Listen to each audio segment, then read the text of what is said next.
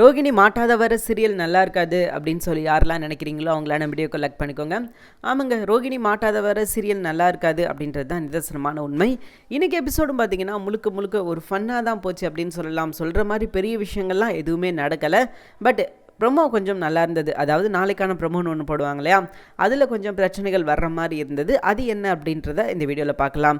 அதற்கு முன்னாடி இன்றைக்கி எபிசோடில் என்ன நடந்தது அப்படின்றத முழுசாக பார்த்துடலாம்.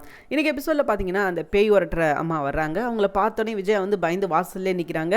அவங்க யார் அப்படின்னு சொல்லிட்டு நம்ம மனோஜோட ஃப்ரெண்ட்கிட்ட கேட்க, அதான் பேய் ஓட்டுறதுக்கு தானே வரேன்னு சொன்னாங்க, அவங்க தான் இது அப்படின்ற மாதிரி அவர் சொல்ல, சரி அப்படியா வர சொல்லுங்கள் அப்படின்ற மாதிரி இவங்க சொல்லி அதுக்கப்புறம் உள்ளே போகிறாங்க.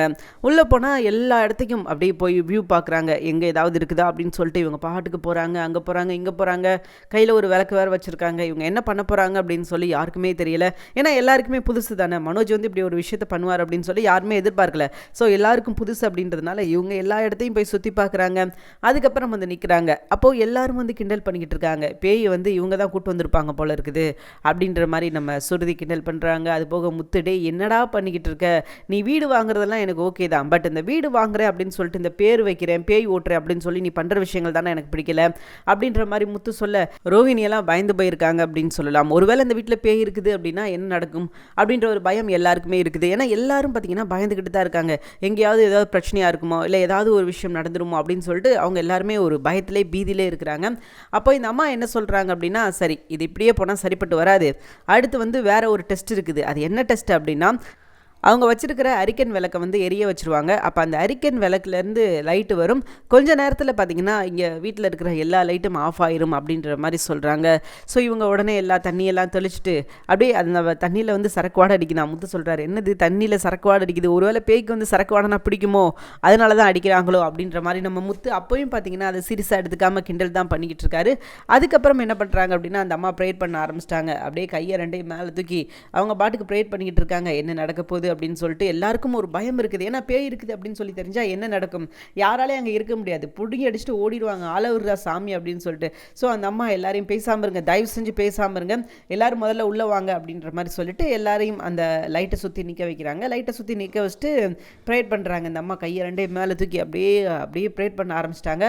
ஸோ இவங்க ப்ரேயர் பண்ணுறதை பார்த்துட்டு எல்லாருக்கும் ஒரு பயம். ஸோ நம்ம முத்து மட்டும் என்ன பண்ணுறாரு அப்படின்னா வெளியே கிளம்பிட்டாரு. எதற்காக அப்படின்னா லைட் ஆஃப் பண்ணி போடுறது. பேய் இருக்குது அப்படின்னா லைட் ஆஃப் பண்ணி போடணும் அப்படின்றதான விதர்சனம். ஸோ அதனால் நம்ம முத்து என்ன பண்ணுறாரு அப்படின்னா, இந்த அம்மா ப்ரேயர் பண்ண போய் வந்து மெயின் ஆஃப் பண்ணி ஆன் பண்ணி, மெயின் ஆஃப் பண்ணி ஆன் பண்ணி, ஏன்னா லைட்டு வந்து ஆஃப் ஆகி எரியிற மாதிரி இருக்கும் இல்லையா. ஸோ அந்த விஷயத்தை அங்கிட்டு பண்ணிக்கிட்டு இருக்காரு. எல்லாரும் வந்து பேய் இருக்குது அப்படின்னு சொல்லி பயந்து பீதியில் இருக்கிறாங்க. ரைட்டு, அப்போ இந்த வீட்டில் பேய் இருக்குது அப்படின்ற மாதிரி சொல்ல, நம்ம மனோஜ் அவர்கிட்ட காசு நம்ம திருப்பி வாங்கிடுவோம், இந்த வீடு நமக்கு செட் ஆகாது ரோகிணி, இதில் பேய் இருக்குது அப்படின்ற மாதிரி நம்ம மனோஜ் பயங்கரமாக பயந்துருக்காரு. ஸோ எல்லாருக்கும் பார்த்தீங்கன்னா ஒரு பயங்கரமான ஒரு பயம், ஒரு பீதியிலே இருக்கிறாங்க. என்னடா இது வசமாக வந்து சிக்கிட்டோமோ, நம்ம தப்பிக்கிறதுக்கான வழியும் கிடையாதோ அப்படின்ற மாதிரி ஒரு பயத்திலே இருக்காங்க. எல்லாமே ஒரு பீதியிலே இருக்கிறாங்க. ஸோ அதுக்கப்புறம் பார்த்திங்கன்னா இன்னும் அந்த அம்மா ப்ரேயர் பண்ணிக்கிட்டு தான் இருக்காங்க. இங்கே எல்லாரும் பயந்து நடுங்குறாங்க. லைட் ஆஃப் ஆகி எரியறதை பார்த்து பயந்து நடுங்குறாங்க. ஒரு கட்டத்தில் முத்து டோட்டலாகவே வந்து மெயின் ஆஃப் பண்ணிட்டார். ஆஃப் பண்ணோடனே சொல்லவே வேணாம், அப்படியே வந்து அலற ஆரம்பிச்சிட்டாங்க. ஐயோ அம்மா நீங்கள் எங்களை காப்பாற்றுங்க, எங்களை காப்பாற்றுங்க அப்படின்னு சொல்லிட்டு. அது ரோஹிணி அண்ட் மனோஜ் இவங்க ரெண்டு பேரும் போய் பார்த்தீங்கன்னா விஜயா பின்னாடி ஒளிஞ்சுக்கிறாங்க. விஜயா பயந்து போய் பார்வதியை கையை இறுக்கி பிடிச்சிக்கிறாங்க. பார்வதி நீ போயிடாத பார்வதி அப்படின்ற மாதிரி கையை இறுக்கி பிடிச்சிக்கிறாங்க.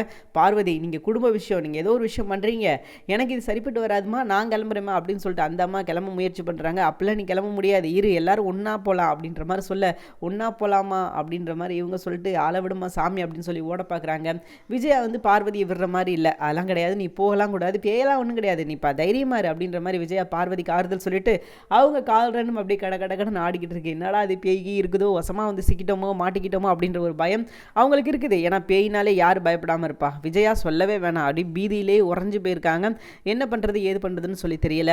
சரி, அதுக்கப்புறம் பார்த்தீங்கன்னா முத்து வந்து வெளியே நின்று பார்த்துக்கிட்டு இருக்காரு இவங்க என்ன பண்ணுறாங்க அப்படின்னு சொல்லிட்டு. எல்லாரும் பயந்துக்கிட்டு இருக்காங்களே. அப்போ முத்து என்னடா பண்ணிக்கிட்டு இருக்கீங்க அப்படின்ற மாதிரி கேட்கும்போது, டேய் பேய் இருக்குதுடா இந்த வீட்டில், இங்கே பாடுறா லைட்டெல்லாம் ஆஃப் ஆயிடுச்சு அப்படின்ற மாதிரி எல்லாரும் முத்துக்கிட்ட சொல்ல, நான் அப்போவே சொன்னேன்ல, ஒருத்தன் வந்து ஒரு வீடை வந்து கம்மி விலைக்கு 5 கோடி ரூபா வீடை 3 கோடி ரூபாய்க்கு விற்றுட்டு போகிறான் அப்படின்னா ஏதோ இல்லைங்க இருக்க போய் தானே விற்றுட்டு ஓடுறான். நான் அப்போவே சொன்னேன்ல, நான் சொன்னப்பே நீ கேட்டிருந்துருக்கணும் அப்படின்ற மாதிரி சொல்ல, இப்போ என்னடா பண்ணுறது அப்படின்ற மாதிரி சொல்லிக்கிட்டு நம்ம மனோஜ் வந்து நேராக அந்த அம்மாவை பார்க்குறதுக்காக போகிறாரு. அந்த அம்மா இன்னும் அவங்க ப்ரேயரில் தான் இருக்கிறாங்க. அப்படியே கண்ணை மூடி கையை ரெண்டையும் தூக்கி அப்படியே வானத்தை பார்த்த மாதிரியே இருக்காங்க. அப்போ மனோஜ் போய், அம்மா நீங்கள் சொல்லதெல்லாம் சரிதான், இங்கே பேய் இருக்குது அப்படின்ற மாதிரி தான் தெரியுது, இதுக்கப்புறம் நான் என்ன பண்ணணும் அப்படின்ற மாதிரி சொல்ல, முத்து அங்கிட்ட இருந்து என்ன சொல்கிறார் அப்படின்னா, மெயினை யாரும் ஆஃப் பண்ணாமல் பார்த்துக்கிறணும் அப்படின்ற மாதிரி சொல்ல, மெயின் ஆஃப் பண்ணாமையா என்னடா சொல்கிற அப்படின்ற மாதிரி கேட்குறாரு நம்ம மனோஜ். ஆமாடா நான் தான் போய் மெயின் ஆஃப் பண்ணேன் அப்படின்ற மாதிரி சொல்லடி, நீ முதல்ல உள்ள வாடா, தயவு செஞ்சு ஏன்டா அப்படி பண்ணிக்கிட்டு இருக்க, உனக்கு என்னதான்டா பிரச்சனை அப்படின்ற மாதிரி மனோஜ் வந்து அழுகிறாரு நம்ம முத்துவை பார்த்து.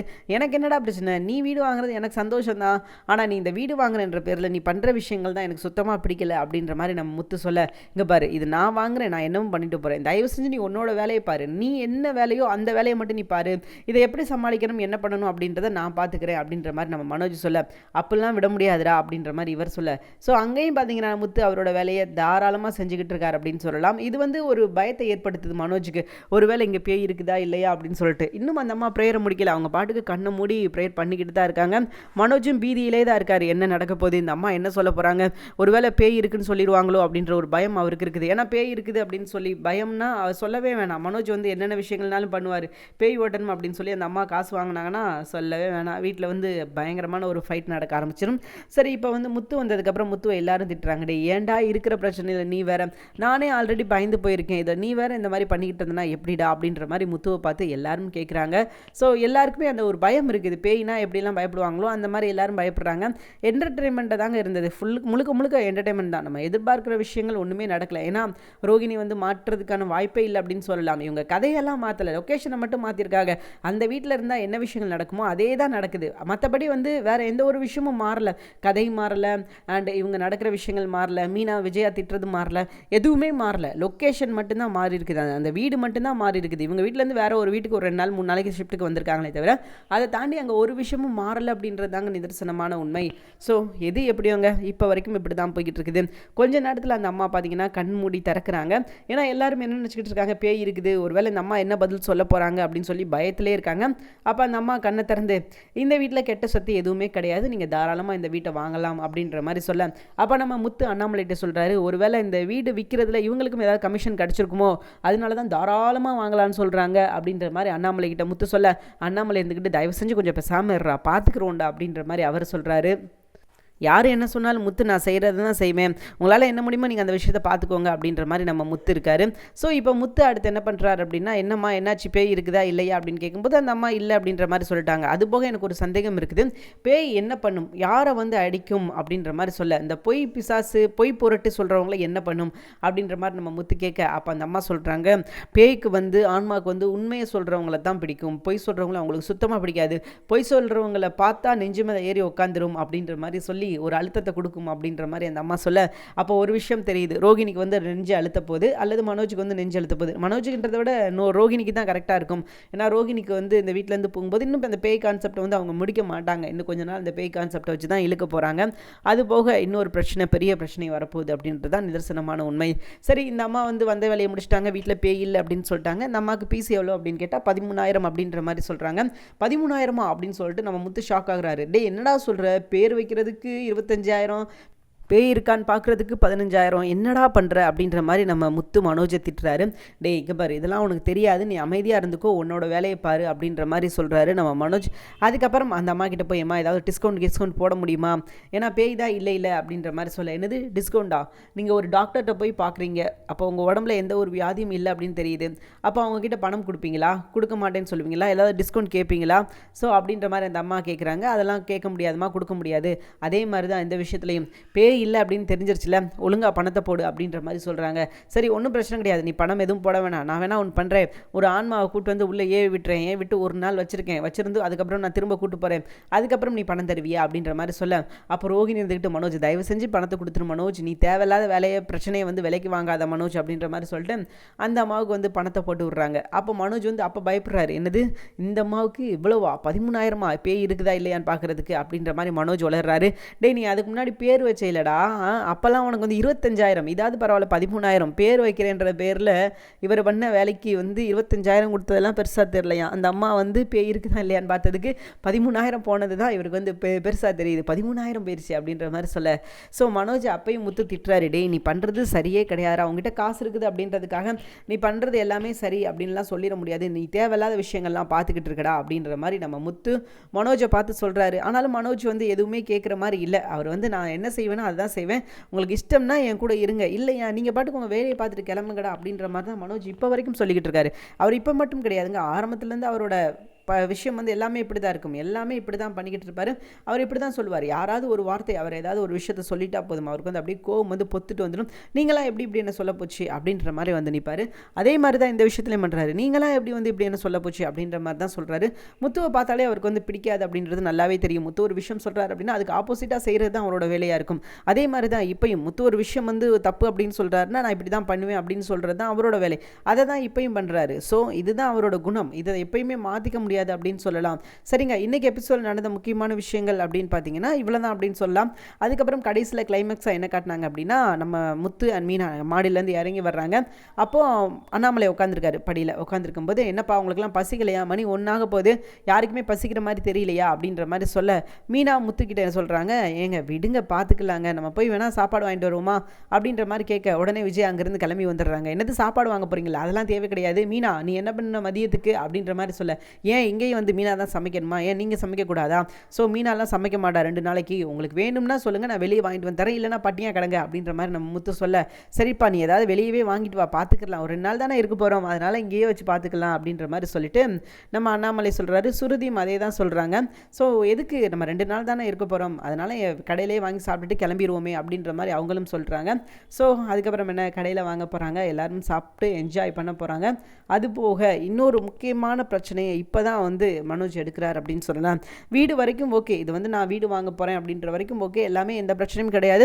ஸோ அதோட வந்து பார்த்திங்கன்னா கட் ஆகுது, அதோட எபிசோட் முடிஞ்சிருச்சு. அண்ட் நாளைக்கு எபிசோடுக்கான ப்ரொமோவில் என்ன காமிச்சிருக்காங்க அப்படின்னா, மனோஜ் வந்து அவங்க அப்பாவை கூப்பிட்டு பேசுகிறாரு. அதாவது ரோகிணி வந்து ஐடியா கொடுக்குறாங்க, மனோஜ் நம்ம இந்த வீடை வாங்கணும் அப்படின்னா அதுக்கு ஒரே வழி தான் இருக்குது, அது என்ன அப்படின்னா அந்த வீட்டில் இருக்கிற பங்கு ஷேர் வந்து நமக்கு வேணும், அது இருந்தால் மட்டும்தான் நம்ம இந்த வீட்டை வாங்க முடியும் அப்படின்ற மாதிரி நம்ம ரோகிணி வந்து தான் ஐடியா கொடுக்குறாங்க மனோஜுக்கு. அப்போ மனோஜ் வந்து அதை பிடிச்சிக்கிறாரு, ஆமாம் ரோகிணி நீ சொல்கிறதும் சரிதான், அப்பா கிட்ட வந்து இதை பற்றி நம்ம பேசுவோம் அப்படின்னு சொல்லிட்டு ஒரு கட்டம் வருது. ஒரு டைம் வரும்போது அப்பா வந்து வாசலில் உட்காந்துருக்காரு. அப்பா அவர்கிட்ட வந்து இப்போ நான் உங்ககிட்ட பேசணும் அப்படின்னு சொல்லும்போது எல்லாரும் வந்து வரிசையாக உட்காந்துட்டாங்க. அப்போது நம்ம மனோஜ் கேட்குறாரு, இல்லைப்பா இந்த வீட்டில், அதாவது பழைய வீடு இருக்கு இல்லையா அந்த வீட்டை சொல்கிறாரு, அந்த வீட்டில் எனக்குன்னு ஒரு பங்கு இருக்குல்ல, எனக்குன்னு ஒரு ஷேர் இருக்குல்ல, தயவு செஞ்சு என்னோட ஷேரை வந்து நீங்கள் பிரித்து கொடுத்துருங்க, அப்போ தான் நான் இந்த வீட்டை வாங்க முடியும் அப்படின்ற மாதிரி சொல்ல. ஏன்னா அந்த வீட்டு வந்து யார் பேரில் இருக்குன்னா விஜயா பேரில் இருக்குது. விஜயா இதுக்கு சம்மதிப்பாங்களா அப்படின்னு தெரியாது, பட் விஜயாவோட பேரில் தான் அந்த வீடு இருக்குது அப்படின்றது தான் நிதர்சனமான உண்மை. ஸோ ஒட்டு மொத்தமாக குடும்பத்தை நடுத்தருவுக்கு நம்ம மனோஜ் கொண்டு போகிறாரோ அப்படின்ற ஒரு எண்ணம் கண்டிப்பாக உங்களுக்கும் வந்திருக்கும், எனக்கும் அதே தான் வருது. ஏன்னா விஜயா வந்து அவங்க பேரில் தான் இந்த வீடு வாங்க போகிறாங்க அப்படின்றதுனால ஓகே சொல்கிறதுக்கான வாய்ப்புகள் ரொம்ப அதிகமாக இருக்குது. என்னடா அந்த வீடை விற்று கொடுக்கணும், அவ்வளோதானடா, உனக்கு எவ்வளோ ஷேரோ சொல்லு நான் கொடுத்துட்றேன் அப்படின்ற மாதிரி கொடுக்கறதுக்கு வாய்ப்புகள் ரொம்ப அதிகமாக இருக்குது. ஸோ அப்படி கொடுத்துட்டாங்க அப்படின்னா மனோஜை மொத்தமாக ஏமாந்துருவார். இப்போ வரைக்கும் ஒரு 30 லட்ச ரூபாய் ஏமாந்துருக்காரு, கூடிய சீக்கிரமே மொத்த பணத்தையும் ஏமாந்துருவார். கொஞ்ச நாளில் பார்த்தீங்கன்னா மனோஜ் வந்து நடுத்தருவுக்கு வர்றதுக்கான வாய்ப்புகள் கண்ணு கட்டின தூரம் வரைக்கும் சூப்பராக தெரியுது. என்ன நடக்க போகுது அப்படின்ற ஒரு மிகப்பெரிய ஒரு எதிர்பார்ப்பு இருக்குது. நிச்சயமாக இந்த விஷயத்தில் மனோஜ் ஒரு பெரிய அடியாக வாங்கணும். இது வரைக்கும் வாங்கின அடியை விட இதுக்கப்புறம் வாங்க போகிற அடி இருக்குதே, அந்த அடி ரொம்ப கொடூரமாக இருக்கும் அப்படின்றது மனோஜுக்கு வந்து நிரூபிக்கணும். அந்த மாதிரி ஒரு சம்பவம் நடந்தால் தான் மனோஜ் எப்படிப்பட்ட ஒரு கேவலமான ஒரு மனுஷன் அப்படின்றது எல்லாருக்கும் தெரிய வரும். அப்படி இல்லைனா மனோஜை எல்லாரும் தலையில் தூக்கி வச்சுட்டு மனோஜ் மனோஜ் மனோஜ் அப்படின்னு சொல்லி நிற்பாங்க.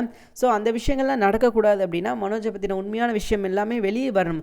மனோஜ் வந்து ஒரு எப்படிப்பட்ட ஏமாளி, இந்த உலகத்தில் ஏமாளி அப்படின்ற ஒரு அவார்டு கொடுக்கணும் அப்படின்னா அது மனோஜுக்கு கொடுக்கலாம். ஸோ அந்த அளவுக்கு ஒரு பொருத்தமான ஒரு ஜீவன் அப்படின்னா அது நம்ம மனோஜ் தான். ஸோ மனோஜுக்கு ஒரு அவார்டு கொடுக்கணும் அப்படின்றத விட இப்போ மனோஜை பற்றின விஷயங்கள் வெளியே வரணும் அப்படின்றது தான் முக்கியமான விஷயம். ஏன்னா மனோஜ் ஒரு மிகப்பெரிய ஒரு பிளான் போடுறாரு. சரி, இப்போ கதைக்குள்ள வரும். அண்ணாமலைகிட்ட போய் இப்படி கேட்குறாரு, இப்போ இந்த மாதிரி எனக்கு ஷேர் வேணும் அப்படின்ற மாதிரி கேட்கும்போது, என்னடா என்கிட்ட கேட்குறேன், அந்த வீடு என் பேரில் கிடையாது, உங்கள் அம்மா பேரில் தான் இருக்குது, எதாக இருந்தாலும் உங்கள் அம்மா கிட்ட டீல் பண்ணிக்கோ அப்படின்ற மாதிரி சொல்கிறாரு நம்ம அண்ணாமலை. ஆனால் முத்து வந்து சொல்கிறாரு, டே இதெல்லாம் தப்புடா, அப்படிலாம் கிடையாது, அப்பா வந்து நம்ம இருக்கிற வரைக்கும் எல்லாரும் அந்த வீட்டில் சந்தோஷமாக ஒற்றுமையாக இருக்கணும் அப்படின்றது தான் நம்ம அப்பாவோட ஆசை. ஆனால் நீ பண்ணுறது ஒரு தப்பான விஷயம், நீ இப்படி கேட்கக்கூடாது அப்படின்ற மாதிரி நம்ம முத்து சொல்ல, அதற்கு மனோஜ் இருந்துக்கிட்டு, டே எனக்கு ஷேர் இருக்குல்லடா, என்னோட உரிமையை தான் நான் கேட்குறேன், உனக்கு வேணும் அப்படின்னு அப்படின்னா நீ வாங்கிட்டு நீ தனியாக போ, எனக்கு தேவைப்படுது நான் கேட்குறேன், அப்பா எனக்கு கொடுப்பாரு அப்படின்ற மாதிரி நம்ம மனோஜ் சொல்ல, அப்போ முத்து சொல்கிறாரு, டே நீ பண்ணுறது சுத்தமான தப்பு, இங்கே பாரு அந்த வீட்டில் யார் பேரை வச்ச, அம்மா பேரை வச்ச, ரோகிணி பேரை வச்ச, உன் முன்னாடி வச்ச, நீங்கள் 3 பேரும் சேர்ந்து வாங்கலாம்டா, எதுக்கு எங்கள் அப்பாட்ட வந்து கேட்குற அப்படின்ற மாதிரி சொல்ல, எல்லாரும் அப்படியே ரோகிணியை பார்க்க ஆரம்பிச்சிட்டாங்க. டே அங்கே சுற்றி இங்கே சுற்றி கடைசியில் ரோகிணி செதுக்கி விட்ட ஆப்பு வந்து அவங்களுக்கே வந்து நிற்கிது அப்படின்னு சொல்லலாம். ரோகிணி தான் மனோஜ்கிட்ட வந்து நீ கேளு மனோஜ், கண்டிப்பாக அவங்க கொடுப்பாங்க அப்படின்ற மாதிரி சொல்லி கொம்பு செய்ய விடுவாங்க. அதை கேட்டுட்டு தான் நம்ம மனோஜ் வந்து அவங்க அப்பாட்ட அண்ணாமலைகிட்ட கேட்கும்போது அண்ணாமலை வந்து அவருக்கு வந்து கை விரிச்சிட்டார், என்னால் எதுவும் பண்ண முடியாதுப்பா, நீ தான் வீடு வாங்குற அப்படின்ற மாதிரி அவர் கையை விரிச்சு விட, இப்போ வந்து அப்படியே ரோகிணி பக்கம் கத்தி திரும்பிடுச்சு அப்படின்னு சொல்லலாம். ரோகிணியை பார்த்து கேட்குறாரு நம்ம முத்து தான் சொல்கிறாரு, உங்கள் அப்பா தான் மலேசியாவில் இருக்கார்ல, நீங்கள் அவர்கிட்ட கேட்க வேண்டியதானே, அவருக்கு வந்து இந்த 3 கோடியெல்லாம் ஜுஜிபி மேட்டர், சப்ப மேட்டர், சால்ட்டு வாட்டர், நீங்கள் கேட்டிங்கன்னா 5 கோடி ரூபா கூட கொடுப்பாரு, 3 கோடி ரூபா கொடுக்க மாட்டாரா, நீங்கள் ஒன்று பண்ணுங்கள், அவர்கிட்ட சொல்லி ஒரு 3 கோடி ரூபாய் வாங்கி இந்த வீடை எப்படி வாங்கலாம் அப்படின்ற விஷயத்தை நீங்கள் பாருங்கள், அதை தாண்டி நீங்கள் அப்பா கிட்டலாம் எந்த பணமும் கேட்காதீங்க, அது சரிப்பட்டு வராது, அப்பாவாலையும் கொடுக்க முடியாது அப்படின்ற மாதிரி நம்ம மனோஜும் சொல்லிடுறாரு, சரி நம்ம முத்துவும் சொல்லிடுறாரு. ஸோ இப்போ நம்ம மனோஜ் என்ன பண்ண போகிறார் அப்படின்னா ரோகிணிட்டு தான் கேட்க போகிறாரு, ரோகிணி நீ எப்படியாவது ரெடி பண்ணி கொடு ரோகிணி, நான் வந்து அந்த பணத்தை எப்படியாவது திருப்பி கொடுத்துறேன், ஏன்னா இப்போ தான் பிஸ்னஸ் நல்லா போகுது இல்லையா, ஸோ நான் அந்த பணத்தை எப்படியாவது திரும்ப கொடுக்கறதுக்கு நான் முயற்சி பண்ணுறேன், நீ அவங்க அப்பா கிட்டே பேசு, நீ பேசலன்னா சொல்லு, நான் கூட பேசுகிறேன், அப்பாவோட நம்பர் கொடு, நான் வேணா வாங்கி பேசுகிறேன் அப்படின்னு சொல்ல ரோகிணிக்கு வந்து புளியை கறக்க ஆரம்பிச்சிருச்சுன்னு சொல்லலாம். ரோகிணி வந்து பயப்பட ஆரம்பிச்சிட்டாங்க, இதனடா வம்பா போச்சு, நம்ம ஒரு விஷயம் பண்ணால் அது நமக்கு எதிராகவே திரும்புது, ஏன்னா அவங்க கொஞ்சம் கூட நினச்சி கூட பார்க்கல இந்த விஷயம் வந்து நமக்கு எதிராக திரும்பும், நம்ம தான் இதில் வந்து கடைசியில் மாட்டுவோம் அப்படின்னு சொல்லிட்டு நம்ம ரோகிணி கொஞ்சம் கூட நினச்சி பார்த்துருக்க மாட்டாங்க. ஏன்னா ரோகிணி என்ன நினச்சிக்கிட்டு இருந்தாங்க அப்படின்னா இந்த விஷயத்தில் வந்து நமக்கு ஒரு நல்ல விஷயம் நடக்கும், ஃபேவராக நடக்கும், ஏன்னா அந்த வீட்டை விட்டு வெளியே வந்தது தான் வெளியே வரணும் அப்படின்றது தான் அவங்களோட நோக்கம், அந்த வீட்டில் இருக்கிற வரைக்கும் நம்மளால் ஃப்ரீடமாக எந்த ஒரு விஷயமும் பண்ண முடியாது, ஸோ அதனால் சீக்கிரமே அந்த வீட்டை விட்டு நம்ம வெளியே வரணும் அப்படின்றது தான் அவங்களோட எண்ணமாக இருந்தது. அதற்கு ஒரு முக்கியமான விஷயமா இதை பார்க்கப்படுது, ஏன்னா இப்படி ஒரு சம்பவம் நடந்தால் தான் அவங்களுக்கு வந்து நல்ல விஷயமா பார்க்கப்படும். அவங்க என்ன நினைக்கிறாங்க, அந்த வீட்டை விட்டு நம்ம வெளியே வந்துட்டோம் அப்படின்னா நம்மளை யாரும் எதுவும் கேள்வி கேட்க முடியாது, நம்ம வந்து யாருக்கும் பயப்படணும் அவசியம் கிடையாது, ஏன்னா முத்து மீனாவுக்கு வந்து பயந்து வாழ்கிறாங்க, எங்கே நம்மளை பற்றின விஷயங்களை இவங்க கண்டுபிடிச்சிருவாங்களோ, நம்மளை பற்றின விஷயங்கள் வெளியே வந்துருமோ அப்படின்ற ஒவ்வொரு நிமிஷமும் அவங்க பயந்து வாழ்கிறாங்க. அப்படின்றதுனால இந்த விஷயமெல்லாம் நடக்கக்கூடாது அப்படின்னா நம்ம தனியாக வந்தால் மட்டும்தான் இந்த விஷயங்கள் எதுவும் நடக்காது, ஸோ அதுக்கு என்ன வழியோ அந்த விஷயத்தை பார்க்கணும் அப்படின்னு தான் நம்ம ரோகிணி நினச்சிக்கிட்டு இருந்தாங்க. அதனால தான் இந்த வீடை வாங்கணும், தனியாக போயிடலாம் அப்படின்ற பிளான் எல்லாம் அவங்களோட தான், இது வந்து மனோஜுக்கு வந்த பிளான் கிடையாது, முழுக்க நம்ம ரோகிணிக்கு வந்த பிளான் தான். அதை வச்சு தான் இவங்க என்ன பண்ணாங்க அப்படின்னா இந்த வீடை வாங்கணும், அடுத்த கட்டத்துக்கு போகணும் அப்படின்னு சொல்லிட்டு மனோஜை கொஞ்சம் ஏவி விட்டு ஏதாவது பண்ணிடலாம் அப்படின்னு நினச்சாங்க. பட் இந்த விஷயம் கடைசியில் அவங்க பக்கமே திரும்பும் அப்படின்றத அவங்க கொஞ்சம் கூட யோசிக்கலை. இப்போ இந்த விஷயம் எப்படி வந்திருக்குது அப்படின்னா இந்த விஷயம் முழுக்க அவங்க பக்கமே திரும்பி இருக்குது. அவங்களுக்கு இப்போ என்ன பண்ணுறதுனே தெரியல, ஏன்னா மனோஜ் கிட்ட வந்து எங்கள் அப்பா கிட்ட கேட்க முடியாது அப்படின்னு சொல்ல முடியாது, ஏன்னா இந்த வீடு வந்து அவங்க 2 பேருக்கு தான், அவங்க 2 பேர் பேரில் தான் இருக்க போகுது அப்படின்றதுனால கேட்க முடியாது அப்படின்னு சொல்ல முடியாது, எதுவுமே பண்ண முடியாத ஒரு இக்கட்டான சூழ்நிலைக்கு நம்ம ரோகிணி தள்ளப்பட்டுட்டாங்க. இந்த மாதிரி ஒரு சுச்சுவேஷன் வரணும் அப்படின்னு தான் நம்ம எதிர்பார்த்துக்கிட்டு இருந்தோம், ஏன்னா இதுக்கப்புறம் இவங்க தப்பிக்கிறதுக்கான வாய்ப்பு அப்படின்ற விஷயமே கிடையாது, எங்கே சுற்றினாலும் அழகாக இவங்க மாட்டிக்கிடுவாங்க. ஏன்னா இப்போ மறுபடியும் போய் யார்கிட்ட போய் அந்த 3 கோடி ரூபா வாங்க போகிறாங்க அப்படின்னு சொல்லி தெரியல, ஏன்னா 1 ரூபா 2 ரூபா கிடையாது, 3 கோடி ரூபா கேட்குறாரு நம்ம மனோஜ். கொஞ்சம் என்னால் முடிஞ்ச விஷயம் 1 கோடி ரூபா கூட நான் பெரட்டிடுறேன் ரோகிணி, நீ ஒரு 2 கோடி ரூபாய்க்கு மட்டும் எப்படியாவது உங்கள் அப்பா கிட்ட கேளு, நான் திரும்ப வந்து அந்த பணத்தை நான் எப்படியாவது அடைச்சிருவேன், நான் அந்த கடனை அடைக்க மாட்டேன்லாம் சொல்லலை, நான் அடைச்சிருவேன், நீ எப்படியாவது எனக்கு பதில் கேளு அப்படின்ற மாதிரி சொல்ல ரோகிணி வந்து பயப்படுறாங்க. மனோஜ் கொஞ்சம் பொறு மனோஜ், நீ உடனே நீ இவ்வளோ அமௌண்ட் கேட்டேன்னா எப்படி என்னால் கொடுக்க முடியும், ஸோ அதுக்கான எனக்கு வாய்ப்பே எனக்கு கிடையாது மனோஜ், நீ ஒரு விஷயம் பண்ணு, நான் எங்கள் அப்பா கிட்ட நான் பேசுகிறேன், நான் பேச மாட்டேன்னு சொல்லலை, நான் பேசுகிறேன், கேட்டு பார்க்குறேன், கொடுத்தாருன்னா நம்ம இந்த விஷயத்தை பண்ணிக்கிறலாம் அப்படின்ற மாதிரி நம்ம ரோகிணி சொல்ல, சரி ரோகிணி நீ என்ன வேணால் பண்ணிக்கோ, பட் இந்த அமௌண்ட் நமக்கு வந்து கண்டிப்பாக வேணும், இன்னும் இந்த வீடு உனக்காகவும் எனக்காகவும் தான், இதுக்கப்புறம் நம்மளோட குழந்தைக்காக தான், நம்ம இவ்வளோ ஒரு விஷயம் பண்ணுறோம் அப்படின்னா அதில் உன்னோட பங்கு இருக்கணும் அப்படின்றது என்னோட ஆசை அப்படின்ற மாதிரி சொல்ல, சரிப்பா நான் ஏதாவது என்னால் முடிஞ்ச விஷயத்தை நான் பண்ணி பார்க்குறேன், நான் ட்ரை பண்ணுறேன் அப்படின்ற மாதிரி இவங்களும் சொல்கிறாங்க. ஸோ ரோகிணி செஞ்ச விஷயங்கள் கடைசியில் பார்த்தீங்கன்னா அவங்களுக்கே வந்து ஒரு ஆபத்தாக வருது அப்படின்றது தான் நிதர்சனமான உண்மை. ஏன்னா ரோகிணி என்ன தப்பு பண்ணாலும் அது கடைசியில் யார் மேலே வந்து விடியும் அப்படின்னா அவங்களுக்கு தான் முடியும். இது வந்து எப்பயுமே நடக்கிற விஷயம் தான், இப்போ மட்டும் கிடையாதுங்க, எப்பயுமே ரோகிணிக்கு வர விஷயம் என்ன அப்படின்னு பார்த்தீங்கன்னா இவங்க ஒரு விஷயம் பிளான் பண்ணி பண்ணுவாங்க, கடைசியில் வந்து இவங்களுக்கு தான் அந்த விஷயம் வந்து நடக்கும். அப்படியும் தெரிஞ்சும் அடுத்தடுத்த பிளானை போடுறதுல நம்ம ரோகிணி அடிச்சுக்கிறதுக்கு ஆளே கிடையாது அப்படின்னு சொல்லலாம். அதே மாதிரி தான் இந்த விஷயத்துலையும் ரோகிணி பண்ண விஷயங்கள் அது அவங்களுக்கே எதிராக வந்து முடிஞ்சிருக்குது. எப்படி சமாளிக்க போகிறாங்க அப்படின்னு சொல்லி தெரியல, ஏன்னா இதுக்கப்புறம் இதை வந்து சமாளிக்கிறது அவ்வளோ ஈஸியான விஷயம் கிடையாது, எல்லாமே கைமீறி போயிருச்சு அப்படின்றது தான் நிதர்சனமான உண்மை. ஸோ அப்படி இருக்கும்போது இதுக்கப்புறம் இந்த பிரச்சனையை அவங்க எப்படி சமாளிக்க போகிறாங்க, எப்படி ஹேண்டில் பண்ண போகிறாங்க அப்படின்றது அவங்களுக்கு மட்டுமே தெரிஞ்ச ரகசியம். இப்போ அந்த 3 கோடி ரூபாய்க்கு அந்த 2 கோடி ரூபாய்க்கு எங்கே போவாங்க, வாய்ப்பே கிடையாது. அது இல்லாமல் இது வந்து ஒரு வாடகை வீடு அப்படின்றது தான் இங்கே ஒரு வேடிக்கையான ஒரு விஷயம். ஒரு வாடகை வீடை வாங்குறதுக்காக இவங்க பண்ணுற அலப்பறை பெரிய அலப்பறையாக இருக்குது. அதுவும் கூடிய சீக்கிரமே அந்த ஹவுஸ் ஓனர் வரப்போ வராரு, ஏன்னா இவங்க வந்து பணம் கொடுக்காம இருக்கிறாங்க, அவங்களுக்கு அந்த 30 லட்ச ரூபா போதும், ஏன்னா இதுக்கப்புறம் இவங்ககிட்ட கறக்க வேணாம் அப்படின்னு முடிவு பண்ணி அந்த 30 லட்ச ரூபாய் வாங்கிட்டு அவங்க வந்து எஸ்கேப் ஆயிட்டாங்க. ஏன்னா இதுக்கப்புறம் நம்ம இருந்தோம் அப்படின்னா நம்ம மாட்டிக்கிடுவோம். இதுக்கப்புறம் கொஞ்சம் அமௌண்ட் வாங்கணும் அப்படின்னா அதில் சிக்கலாக போயிடும். அதனால நமக்கு வந்த வரைக்கும் லாபம் அப்படின்னு சொல்லிட்டு அவங்க அந்த 30 லட்சத்தை மட்டும் வாங்கிட்டு அவங்க ஓடி போயிட்டாங்க. ஸோ அவங்களுக்கு தேவையான அமௌண்ட் வந்துருச்சு. இதுக்கப்புறம் மனோஜ்கிட்டேருந்து பெருசாக எந்த அமௌண்ட்டும் அவங்க எதிர்பார்க்கல. இதுக்கப்புறம் அவங்க பண்ண போகிற விஷயம் என்ன அப்படின்னு பார்த்தீங்கன்னா, கால் எடுக்க போகிறது கிடையாது. தொடர்பு எல்லைக்கு அப்பால் உள்ளார், அதுதான் நடக்க போகுது. மனோஜ் இதுக்கப்புறம் ஏமாறதான் போகிறாரு. இதுக்கப்புறம் கிடையாது, எப்பயுமே ஏமாறுறதுல மனோஜ் அடிச்சுக்க ஆளே கிடையாது. இப்போ இந்த கடை கிடச்சிது அப்படின்னா அதுக்கு முழுக்க முழுக்க காரணம் நம்ம முத்து தான். முத்துவோட நல்ல மனசுக்காக தான் அந்த கடை கிடச்சிது. முத்துவால் தான் அந்த விஷயங்கள்லாம் நடந்தே தவிர வேற ஒரு விஷயமும் கூட கிடையாது அப்படின்னு சொல்லலாம். இப்போ கடையில் வந்து ஆரம்பத்தில் ஒரு வில்லங்கம் இருக்குது அப்படின்னு சொல்லி தான் அவரும் கொடுத்தாரு. ஏன்னா இங்கே வந்து ரவுடி பசங்க வந்து கொஞ்சம் மிரட்டிக்கிட்டு இருக்காங்க அப்படின்னு சொல்லி. ஆனால் இப்போ வரைக்கும் அந்த ரவுடிங்க வரல. ஏன் வரல அப்படின்னு சொல்லி தெரியல. அவங்களும் வந்தாங்கன்னா நல்லா இருக்கும். ஏன்னா அடுத்தடுத்து பிரச்சனைகள் வந்து மனோஜுக்கு வந்துக்கிட்டே இருக்கணுங்க. மனோஜ் வந்து அப்போ தான் அறிவு வரும். ஏன்னா இல்லை அப்படின்னு வச்சுக்கோங்களேன், எல்லாரையும் வந்து ஒரு சும்மா ஜஸ்ட் லைக் தட், நீ யார், நீ எல்லாம் ஒரு மனுஷனே கிடையாது அப்படின்ற மாதிரி. ஏன்னா இவர்கிட்ட காசு இருந்துச்சுன்னா இவரோட கேரக்டர் ஒட்டுமொத்தமாகவே மாறிக்கிட்டு இருக்குது. ஸோ இதெல்லாம் ஒரு முடிவுக்கு வரணும் அப்படின்னா மனோஜ் இந்த விஷயத்தில் மாட்டணும் அப்படின்றதான் நம்மளோட ஆசை. மனோஜ் இதுக்கப்புறம் தப்பிக்கவே கூடாது. மனோஜுக்கு வந்து ஒரு சரியான ஆப்பு நடக்கணும் அப்படின்றதான் நம்மளோட ஆசை, நம்மளோட எண்ணமாக இருக்குது. ஸோ கூடிய சீக்கிரமே அது நடக்கிறதுக்கான வாய்ப்புகள் ரொம்ப அதிகமாக இருக்குது அப்படின்றதாங்க நிதர்சனமான உண்மை. அதுதான் நடக்கணும். மனோஜ்க்கு இந்த விஷயங்கள்லாம் தேவைதான். மனோஜ் வந்து அசிங்கப்பட்டு, அவமானப்பட்டு, வெக்கப்பட்டு, துக்கப்பட்டு, துயரப்பட்டு, இத்தனை பட்டும் அவர் திருந்த மாட்டார். அவர் திருந்தவே மாட்டார் அப்படின்றதான் நமக்கு நல்லா தெரிஞ்ச ஒரு விஷயம். ஸோ நிச்சயமாக இனி அடுத்த நடக்க போகிற எபிசோட்லாம் ரொம்ப சூப்பரான ஒரு மாசான விஷயங்களாக இருக்க போது. இது வரைக்கும் நம்ம பார்த்த விஷயங்களை தாண்டி இதுக்கப்புறம் இருக்க போகிற விஷயங்கள் ரொம்ப அருமையான விஷயங்களாக இருக்க போது அப்படின்றதுல எந்த ஒரு மாற்று கருத்தும் இல்லை அப்படின்னு தான் சொல்லி ஆகணும். ஸோ எபிசோட் பார்த்தீங்கன்னா இப்போ வரைக்கும் சூப்பராக போய்கிட்டு இருக்கு. எந்த ஒரு பிரச்சனையும் கிடையாது. ரொம்ப நல்லா போய்கிட்டு இருக்குது. அண்ட் இன்னும் கொஞ்சம் ஸ்பீடு கூட்டினாங்கன்னா நல்லாயிருக்கும். ஏன்னா ரொம்ப ஸ்லோவாக போய்கிட்டு இருக்குது. டெத் ஸ்லோவில் போகுது. கொஞ்சம் அடுத்த கட்டத்துக்கு போகணும் அப்படின்னா இன்னும் கொஞ்சம் ஸ்பீட் ஏற்றினாங்கன்னா நல்லாயிருக்கும். சீக்கிரமே இந்த ட்ராக்கை முடிச்சிருங்கப்பா அப்படின்ற மாதிரி நமக்கு தோன்ற அளவுக்கு கொண்டு வந்திருக்காங்க. ஸோ சீக்கிரமே இந்த ட்ராக்கை முடிச்சுட்டு அடுத்த கட்டத்துக்கு போயிடணும். ஏன்னா இங்கே ஒன்றுமே நடக்க போகிறது கிடையாது அப்படின்றது நல்லாவே தெரியும். கொஞ்ச நாள் அந்த ஹவுஸ் ஓனர் வரப்போறாரு. என்னடா டே, என் வீட்டை நீங்கள் யாருக்கிட்டடா வாங்குனீங்க, நான் தாண்டா அந்த வீட்டோட ஓனர் அப்படின்னு சொல்லி அவர் சொல்ல போகிறாரு. ஸோ பஞ்சாயத்து இஸ் ஸ்டார்டிங் அப்படின்னு சொல்லலாம். இதில் முக்கியமான பங்கு யாருக்கு இருக்குது அப்படின்னா நம்ம முத்துவுக்கு தான் இருக்குது. முத்து தான் ஒரு மிகப்பெரிய வேலை பார்க்க போகிறாரு. ஸோ அது என்ன அப்படின்றத நம்ம அடுத்த வீடியோவில் பார்க்கலாம். எது எப்படி உங்கள் எபிசோட் இப்போ வரைக்கும் எந்த ஒரு பிரச்சனையும் இல்லாமல் சூப்பராக போய்கிட்டு இருக்குது.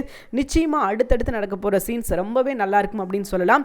இந்த வீடியோ உங்களுக்கு பிடிச்சிருந்துச்சுன்னா மறக்காம லைக் பண்ணிக்கோங்க. நம்ம சேனலை நீங்கள் இன்னும் சப்ஸ்கிரைப் பண்ணலையா, மறக்காம சப்ஸ்கிரைப் பண்ணுங்கள். கூட மறக்காம பக்கத்தில் இருக்கிற பெல் ஐக்கானை கிளிக் பண்ணிக்கோங்க. அப்போ தான் நாங்கள் எப்போ வீடியோ போட்டாலும் நோட்டிஃபிகேஷன் உங்களுக்கு வரும். தேங்க்யூ ஃபார் வாட்சிங்.